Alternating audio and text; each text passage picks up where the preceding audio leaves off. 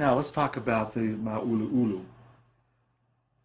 You should recognize that as a genre that was also in Samoa, and in fact, it came into Tonga from Samoa. It was introduced by a cultural group that was visiting in Tonga around 1900. The Tongan group that was the host group really enjoyed that and wanted to replicate that dance. So now there's a Tongan version that looks and sounds a little bit different than the Samoan version. Okay, a lot of background information I know. Hang in there, we're almost ready to watch watch those YouTube clips. The Taulunga also should sound familiar, slightly different spelling, slightly different pronunciation, but a solo female dance with spontaneous audience participation introduced from Samoa again around 1900. And the idea of the solo female dance, dancing gracefully and other people dancing around her in the periphery, dancing more clumsily or more comically to make her look even more graceful by comparison, that was a straight emulation of the Samoan version. We have another group called the Ula, which is a group female standing dance. Now the characteristic movements of this will look similar to you, to the Taulunga movements, but the music is different. And we'll sort that out. All right, time for those YouTube clips at last. So let's take a look at that Laka Laka video. I'm going to have you start at the beginning. You'll get a little feel for the context of this. And let me set the stage for you. This is out in a large parade ground or field called the Malai. And that is right next to the Royal Palace. In the background, you'll see a modern concrete building, which is the Bank of Tonga. And you'll see a group, a large group, doing this Laka Laka to honor the royal family. It was actually composed by Queen Salote, Tupo III, and it's done periodically to give honor to the royal family, to celebrate special occasions. What else I need to tell you about this? Oh, you can watch it from the beginning, kind of get the setting. You'll see them do a hymn-like kind of introduction with their hands over their hearts. And then if you would listen to roughly a minute of that, and then take the slider for the video, move it over to the 4-minute mark, and watch about another 90 seconds to 2 minutes from that point. And you'll see and hear the characteristic sounds of the music and the characteristic male and female choreographic movements. Take a look.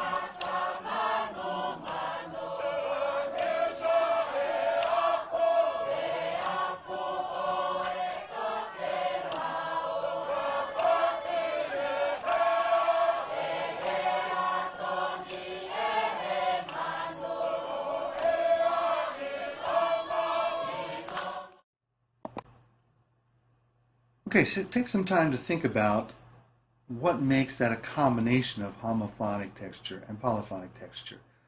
If you watched roughly from the 4-minute mark to the 6-minute mark, you heard a lot of things where there were 3 parts singing together, moving at the same pace, same rhythms, same words. But you heard some independence from the men sometimes, and if you listen very carefully, you hear some independence from 1 or 2 higher female voices. That's the part that creates a sense of polyphony or polyphonic texture. Next we have the Ma'ulu Ulu video, and I'll be interested to kind of see what your reaction is, the difference between the Samoan version that you saw in the previous presentation and the Tongan version here. So take a look. Well, I need to tell you which sections to watch in this Ma'ulu Ulu, so you don't have to watch all 10 minutes. Watch the first 2 minutes, and you will see a hymn-like arrangement just in a seated position, often called the whakatapu, very similar kind of introductory section to the Laka Laka, and sometimes not included in the Ma'ulu Ulu, but it is here. And this is in the Catholic Church grounds for a festival that you see this video. Then you will see a section where there is drumming, and there are different kinds of clapping and seated movements.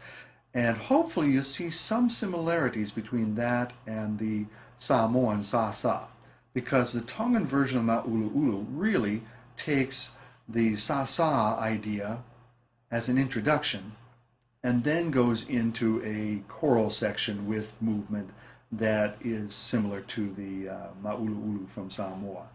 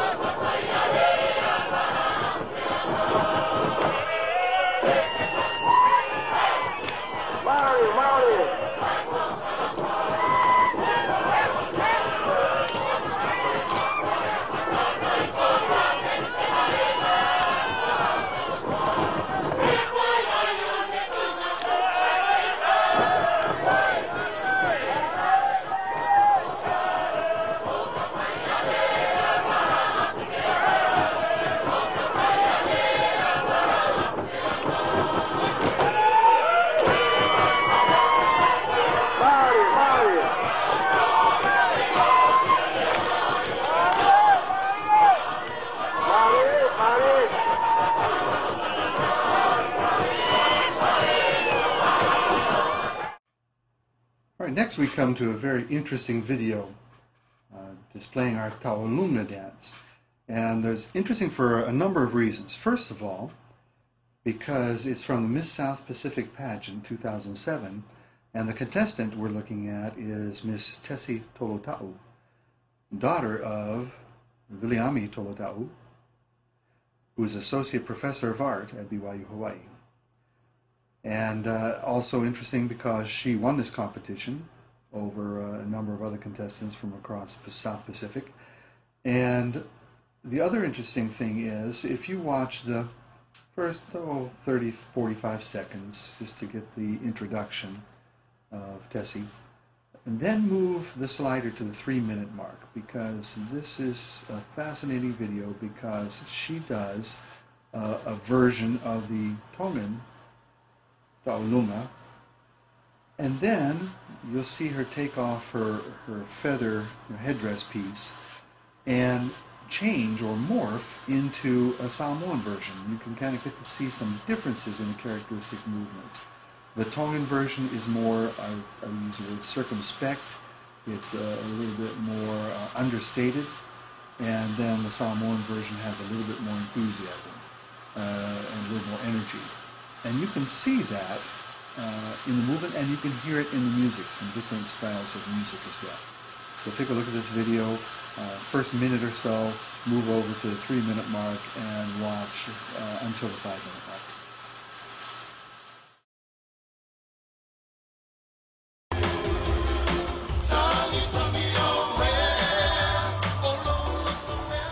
Ladies and gentlemen, Maloi Lele. My name is Tessie, and I'm representing the beautiful island kingdom of Tonga. Malo Aupito and Malo Lele, Miss Tonga. 20-year-old Tessie is a sophomore at Brigham Young University, studying social work with a minor in psychology. She hopes to finish in the next 2 years and continue on into a master's program. Besides going to school, Tessie likes playing recreational sports such as volleyball and basketball. Malo Aupito, Tessie Leila Tolutau. Tonight, Miss Tonga, Island Creation is the portrayal of a new chapter, the beginning of a new life in Tonga, as well as the portrayal of the Tongan culture in the next several years, a new style designed to demonstrate the past, the present, and the future. I pay my respects to my inheritance, God and Tonga, and dance to the beckoning calls of the ports of the South Pacific, as we share our culture through song and dance, and strengthen one another through understanding and appreciation, we can build a stronger future.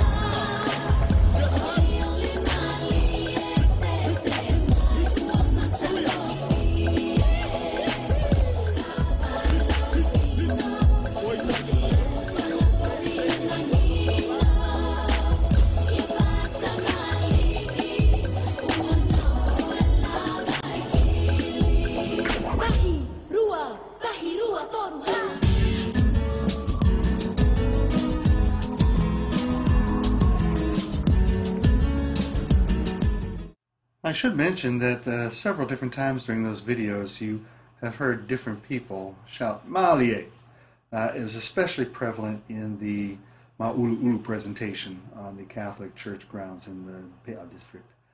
Pea, excuse me, I didn't say that right.